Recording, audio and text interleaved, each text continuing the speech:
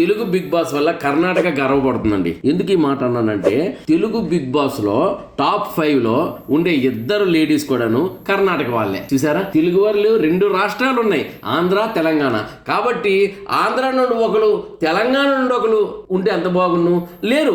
పోనీ 2 రాష్ట్రాల నుండి ఒకరు ఉంటే ఎంత బాగున్ను లేదు. కాకపోతే ఏంటంటే ఒకటి మాత్రం వాస్తవం, 2 రాష్ట్రాల నుండి ఎవరినో ఒకరు ఇచ్చారనుకోండి, తెలంగాణ నుండి ఒకరు ఇచ్చారనుకోండి, ఆంధ్ర వాళ్ళు తక్కువ చేశారంటారు. ఆంధ్ర నుండి ఇచ్చారనుకోండి, తెలంగాణ వాళ్ళు తక్కువ చేశారంటారు. సో 2 రాష్ట్రాలు విడిపోవడం వల్ల ఇది కూడా బాధ ఉందేమో అనిపిస్తుంది ఒకసారి. అందుకని ఎందుకు గొడవ, మన రాష్ట్రం వాళ్ళకి ఇవ్వద్దు, పక్క రాష్ట్రాలకి ఇచ్చుకుంటే మనకి ఏ గొడవ ఉండదు కదా. అప్పుడు వీళ్ళు ఏం అనలేరు కదా. ఇప్పుడు ఆంధ్ర వాడికి ఇస్తేనే తెలంగాణ వాడు గొడవ పడతాడు, తెలంగాణ వాడికి ఇస్తేనే ఆంధ్ర వాడు గొడవ పడతాడు. పక్క రాష్ట్రం వాళ్ళకి ఇచ్చేస్తే మనం గొడవ పడం, అరే మనకి రాలేదు, ఆడికి రాలేదు, మనకి రాలేదు. చాటి వ్యవహారాలు మనలో ఉంటాయి. కాబట్టి ఏదైనప్పటికీ 2 పిల్లులు కొట్టుకుంటే మధ్యలో కోతి వచ్చి తీసుకెళ్ళిపోయిందని కథ 3వ తరగతి చదువుకున్నాం చూసారు. ఆ విధంగా అది ఎందుకు ఇప్పుడు అన్నాను, ఎందుకు అన్నానులే.